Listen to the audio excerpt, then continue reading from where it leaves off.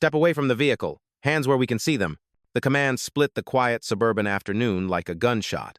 Neighbors spilled from manicured driveways, cell phones already raised, recording. Blue uniforms surged forward, blocking off the cul-de-sac.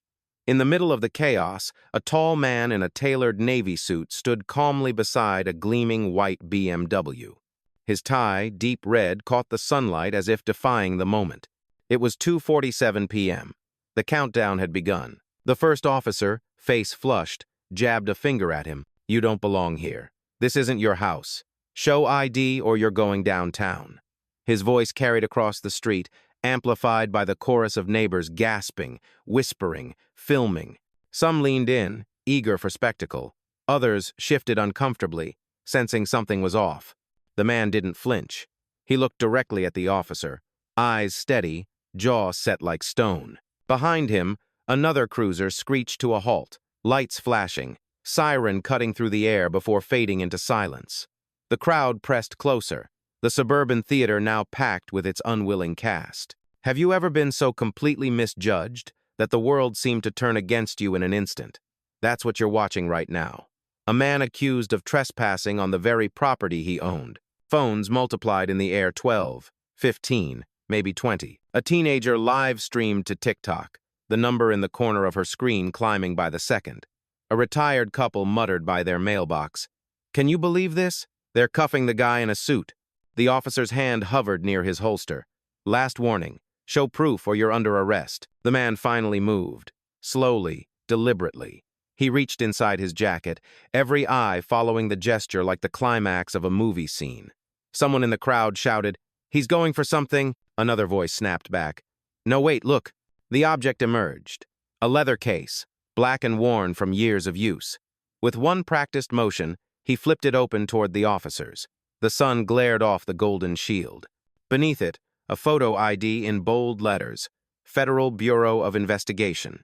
Gasps rippled through the crowd. The teenager's live stream exploded with comments. "No way, FBI? Yo, he's a Fed. These cops are done." The lead officer froze mid-stride, his face draining of color. Around him, the other uniforms faltered, batons half raised, suddenly uncertain. Behind them, neighbors who had been jeering now whispered in shock. The man in the suit didn't raise his voice. He didn't need to. He simply let the badge speak for itself. Seconds earlier, they called him an intruder. Now, with every phone camera rolling, he was something else entirely. The man with the power to end careers on the spot. And this was only the beginning. By the time the badge gleamed in the sunlight, the stage had already been set. This wasn't just about one man and a police officer. It was about the neighborhood itself, manicured lawns, rows of identical mailboxes, houses valued at 7 figures, a place where newcomers were noticed, and outsiders were rarely welcomed. The man in the Navy suit had lived here for less than a year. Most neighbors only knew of him in fragments, the black luxury sedan parked neatly in the driveway, the tailored suits glimpsed in passing, the quiet hellos he offered while collecting mail, but none of that mattered in this moment.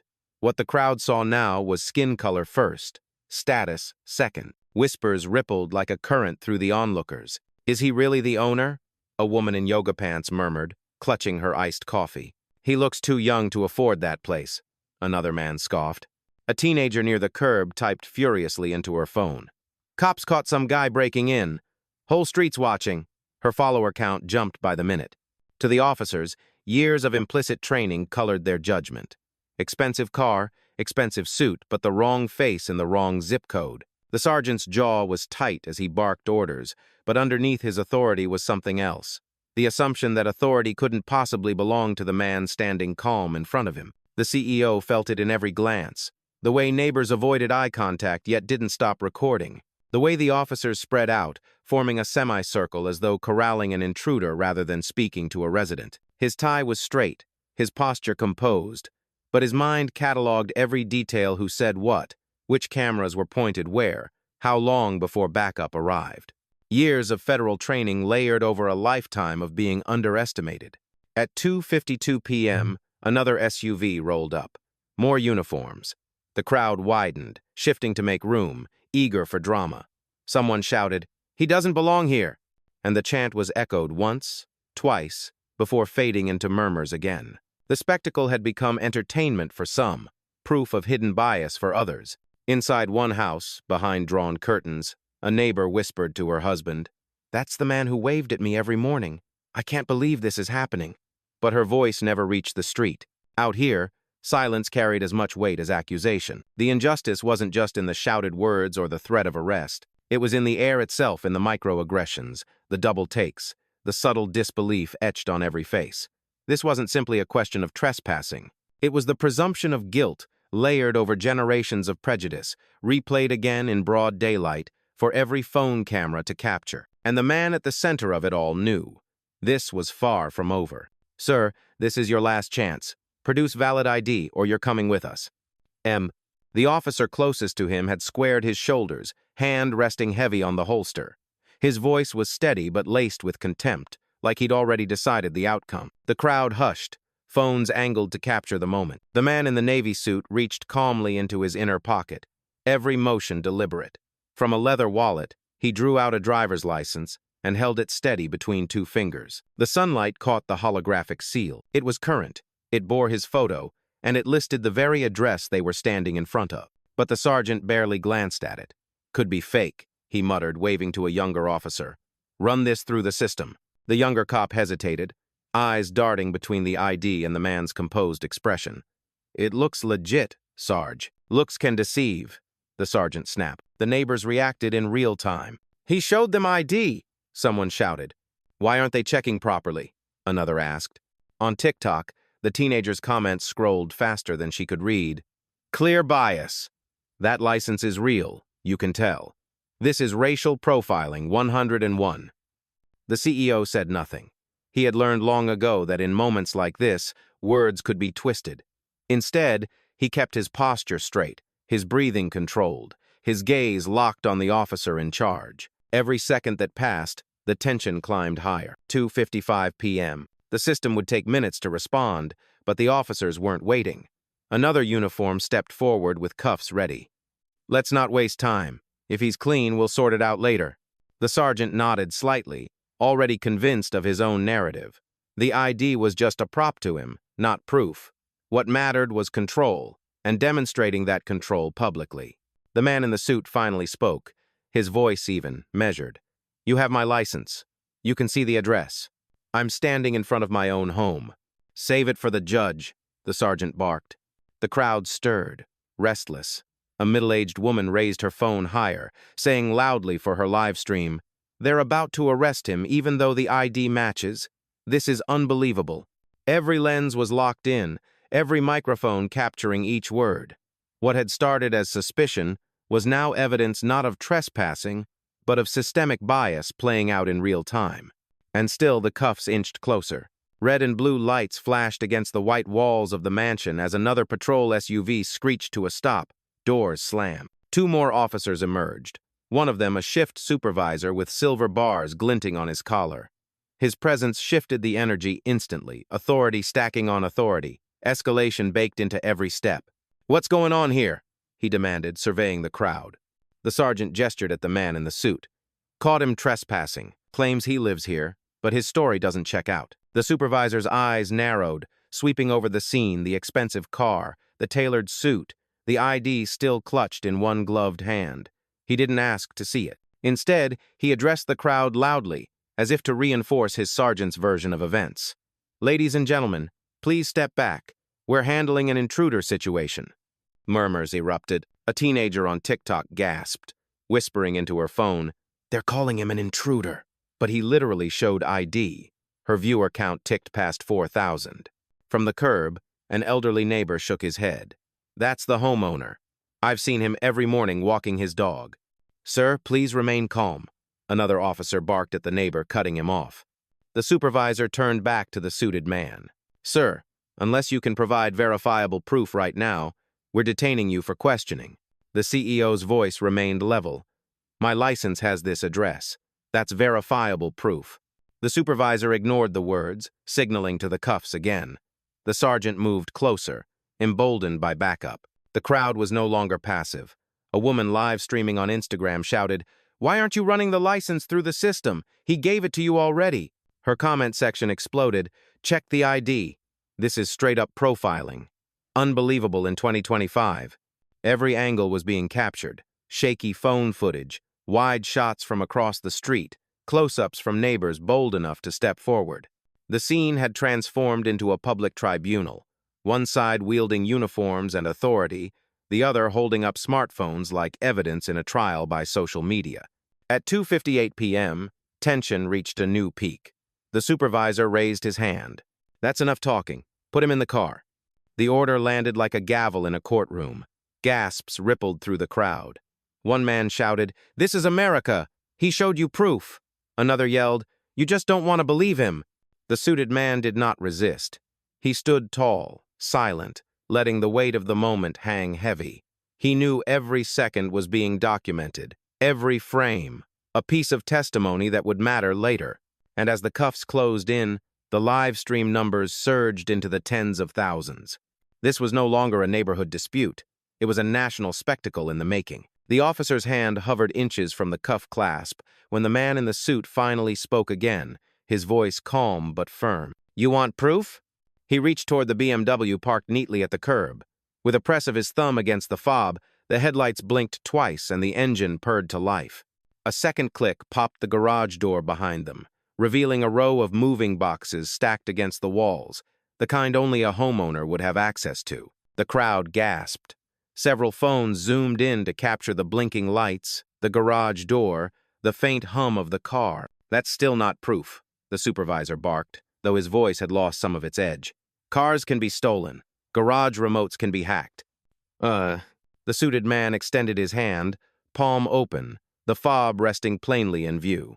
"This fob is factory-coded. It only matches this vehicle, and this garage opener is hardwired into the system inside that house."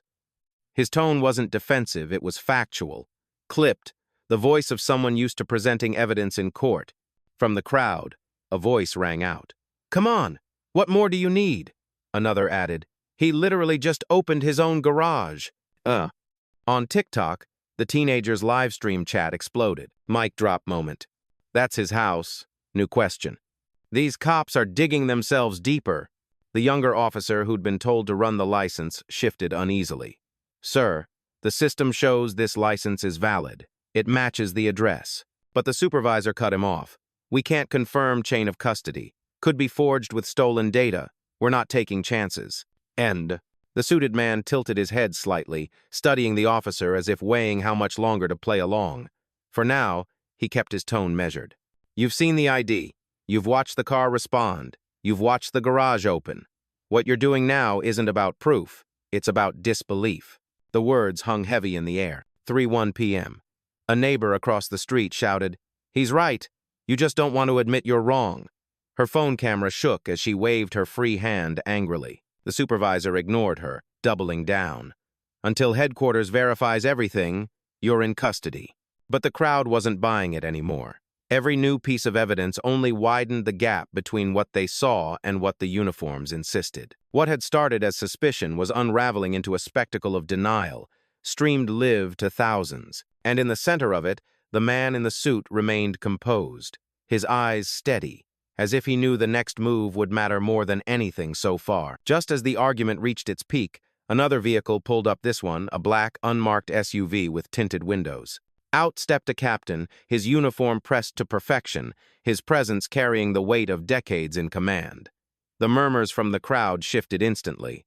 This wasn't just a routine stop anymore. This was escalating into something much bigger. The captain adjusted his cap and strode forward.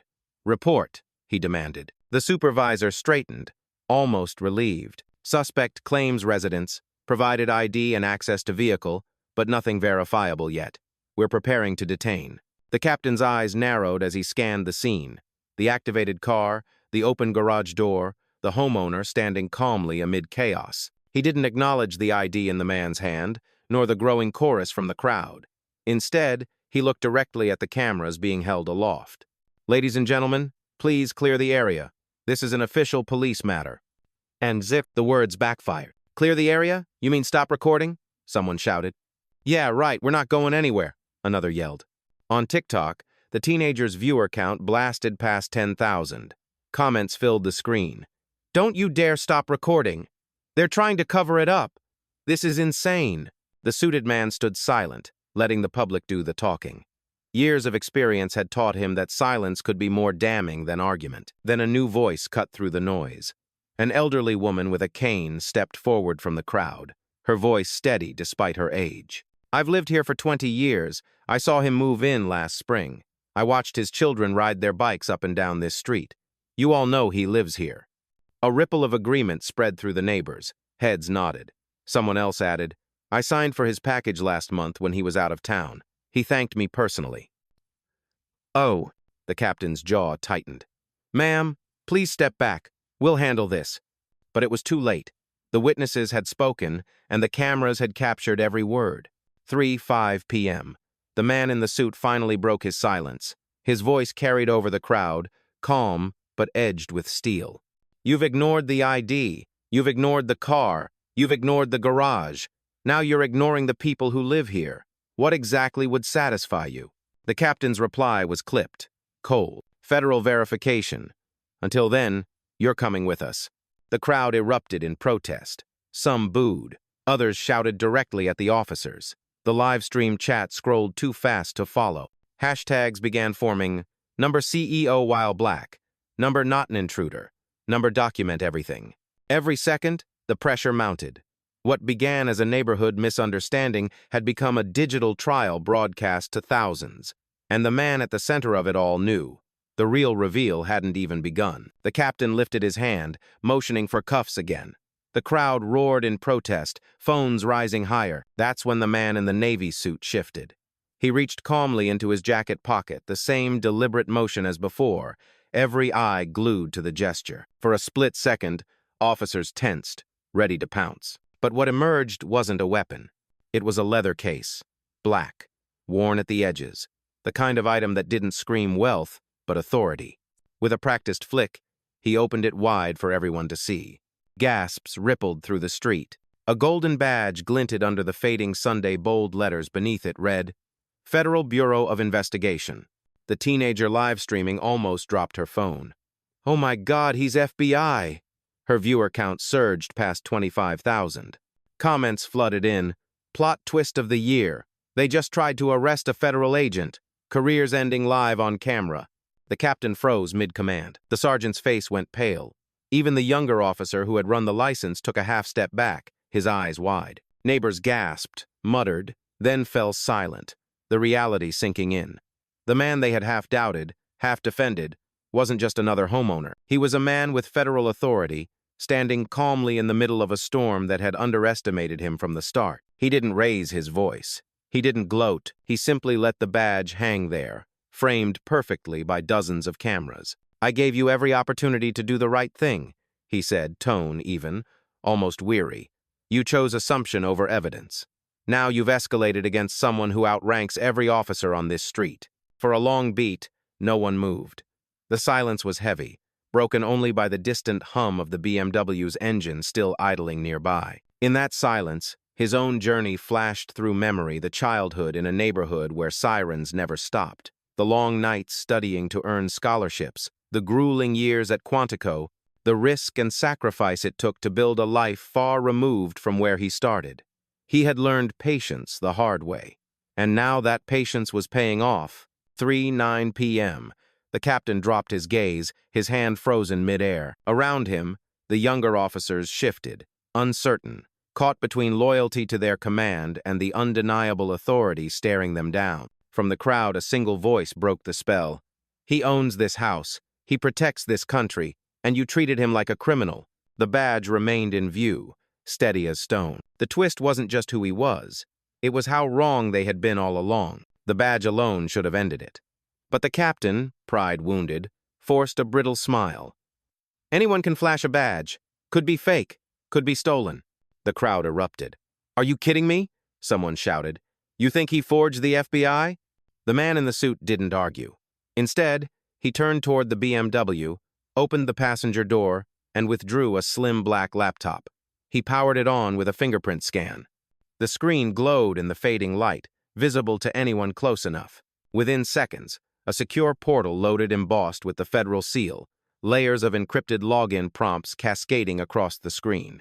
His credentials slid in effortlessly. The dashboard bloomed to life. Case files, operational logs, and at the top, a property registry tied directly to federal systems. Highlighted in bold was the very address they were standing in front of. Owner, name redacted, Chief Executive Officer, registered federal agent. Gasps swept through the crowd again. Phones zoomed in, capturing the screen. Hashtags exploded across live stream comments. Number not fake, number proof on screen, number end of the line. The man angled the laptop toward the captain. His voice stayed calm, clipped. According to Section 12, Subpart B, unlawful detainment of a federal officer on private property constitutes a material incident. All actions are logged. All footage is admissible in disciplinary review. The captain's face drained of color. The sergeant fumbled for words. Still, could be doctored. Screens can be manipulated. The younger officer shook his head. That's a live federal dashboard. I've seen one during liaison training. You can't fake the encryption sequence. The crowd smelled blood. You're done, shouted a man holding two phones at once. They're cooked, and it's all on live stream, another added. On TikTok, the viewer count smashed past 40,000. Comments flew. He just pulled federal property records in real time. Career, ending receipts right there. Captain looks like he's about to faint. 3:14 p.m. The suited man closed the laptop with a soft click. He didn't need to say more. Every second of hesitation from the officers only deepened their failure. The captain tried one last defense. We'll need to verify with headquarters. But the words landed hollow. Verification was already happening not from police servers, but through the thousands of screens broadcasting across the country. For the first time, it wasn't the man in the suit on trial. It was them. Sirens again, but this time, not local patrol. A black Suburban rolled in, followed by a second.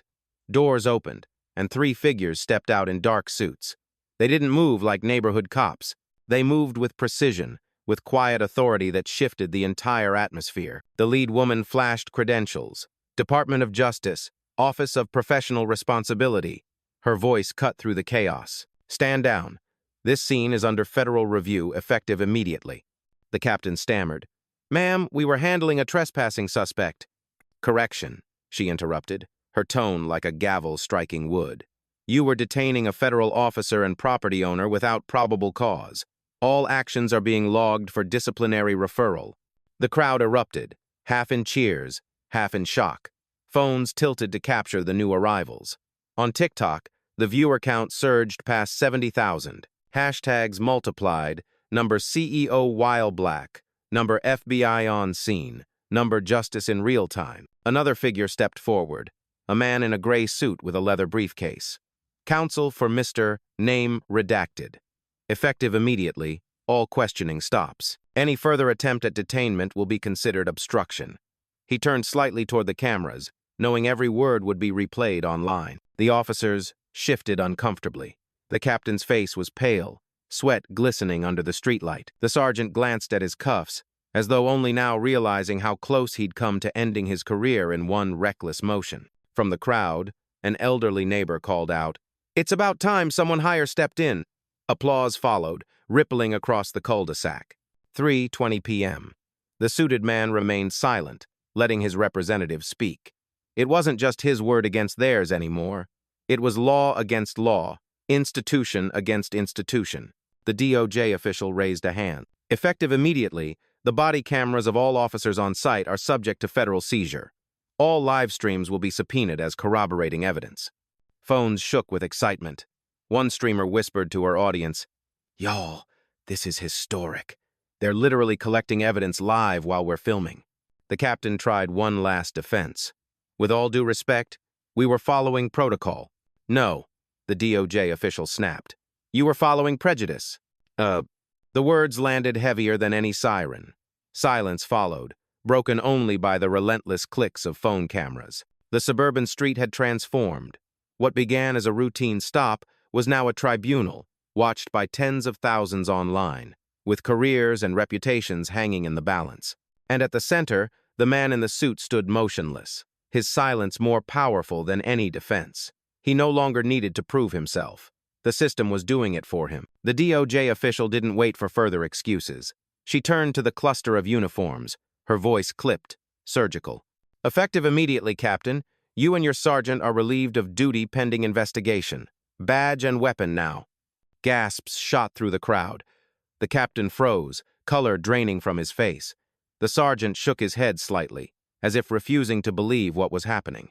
But the order wasn't a suggestion. Reluctantly, the captain unclipped his badge, his fingers trembling as he placed it in the DOJ officer's outstretched hand. The sergeant followed, jaw clenched, eyes darting to the phones that were capturing his humiliation from every angle. The crowd erupted not in violence, but in cheers. Applause echoed down the street, some neighbors shouting, "About time!" while others simply clapped, relief and vindication mixing in the summer air. On TikTok, the teenager nearly screamed into her phone. "Y'all just saw that? They stripped his badge right here. This is history." Her viewer count surged past 150,000 minutes, the chat a blur of emojis and disbelief. Another neighbor live streaming on Instagram announced to her followers, "The officers who tried to arrest a black homeowner who's also an FBI agent and CEO just got suspended live in front of everyone." Her comments exploded. "Career over. Instant justice. This is going viral worldwide." The suited man finally spoke, his tone calm but edged with gravity. "This could have ended with me in cuffs, or worse. Instead, it ends with accountability. Document everything. Silence enables discrimination." His words carried beyond the crowd, beyond the cameras, beyond the suburban street where it all began. 3:27 p.m., the DOJ official closed her notepad. "Effective this moment, Mr. Name redacted. You are free to resume your evening. The federal inquiry begins now. We'll handle the rest."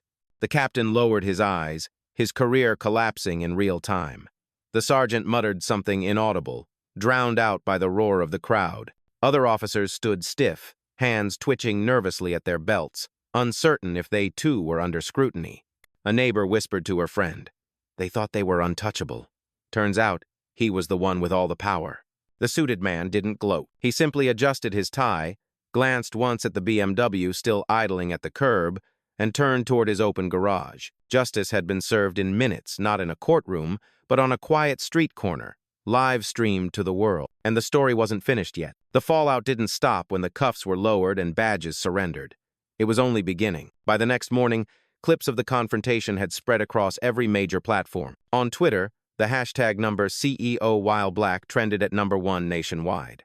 On TikTok, the teenager's live stream highlights had been stitched into thousands of reaction videos, each dissecting the moment the badge appeared, the instant the captain lost his career. News anchors replayed the footage with scrolling headlines. "FBI agent, black CEO, mistaken for trespasser at own home." Talk shows debated what it revealed about systemic bias. Editorials poured in, calling for reform. Within a week, City Council convened an emergency meeting. The mayor, under pressure from federal oversight and public outrage, announced the suspension of 3 officers and the early retirement of the captain. But more than individual careers were at stake. The Department of Justice launched a federal review into residential verification practices, the pattern of police treating black homeowners as suspects in their own neighborhoods. Policy drafts circulated proposing mandatory bias training, new digital homeowner verification tools, and stricter penalties for officers who ignored presented identification. Tech companies seized the moment. One startup unveiled an app linking property records directly to a homeowner's secure ID, a system designed to prevent wrong house detainments. Critics worried about privacy, but supporters argued it could save lives.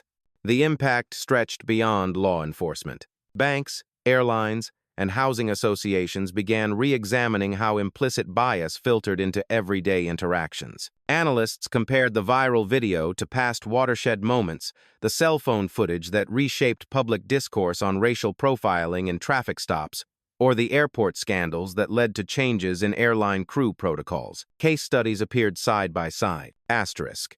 In 2018, a black realtor handcuffed while showing a house in Michigan. Asterisk. In 2021, a tech executive questioned by security outside his gated community. Asterisk. In 2025, an FBI agent and CEO nearly cuffed in front of his own mansion. Each incident different, yet all the same story: assumption over evidence, prejudice over truth. By 3 months later, Reports showed complaints of trespassing while black in the city had dropped 47% after new measures. Police training modules were rewritten, and the clip of one man calmly flashing his badge remained a touchstone, a case study in how public exposure could force systemic change. But for many watching, the message wasn't about technology or policy, it was about vigilance, documentation. The reminder that silence enables discrimination, and that one viral moment could spark reforms larger than any courtroom verdict. The street eventually emptied, the lights of patrol cars fading into the night. But the echoes of what happened there didn't fade. They lingered in the phones that captured every second, in the feeds that replayed the injustice to millions, and in the conversations that erupted across the country. And that's where you come in. If there's one lesson in this story, it's simple. Document everything. A phone camera doesn't just record, it protects. It turns a quiet street into a courtroom, a single confrontation into evidence that can't be denied. Silence, on the other hand, enables discrimination. Every time someone looks away, every time a voice stays quiet, injustice finds room to breathe. Have you ever been misjudged in a space you had every right to belong? Have you ever been told, with words or with silence, that you didn't measure up, that you didn't belong, only to know, deep down, that the truth was on your side? If so, your story matters. Share it, post it, write it down. Because change doesn't begin in boardrooms or in polished speeches. It begins here, with ordinary people refusing to stay silent. Tonight's events remind us that systems bend when enough voices rise together. They remind us that a single moment, a badge raised, a live stream shared, a crowd refusing to stop recording can ripple outward until laws are rewritten, training is reformed, and futures are safeguarded. The man at the center of this story didn't raise his voice, didn't lash out. He simply stood firm, calm, unshaken, and in doing so, he forced an entire system to confront its own failure. That is power, not the power of wealth or status, but the power of truth, amplified by community. So if you take one thing from this, let it be this: never let silence win. Pull out your phone, speak up, share your experience. Because one word, one video, one refusal to accept the unacceptable that can be the spark that changes everything. This has been another real-life story, a black story, a story that reshapes more than one man's night. It reshapes the system itself.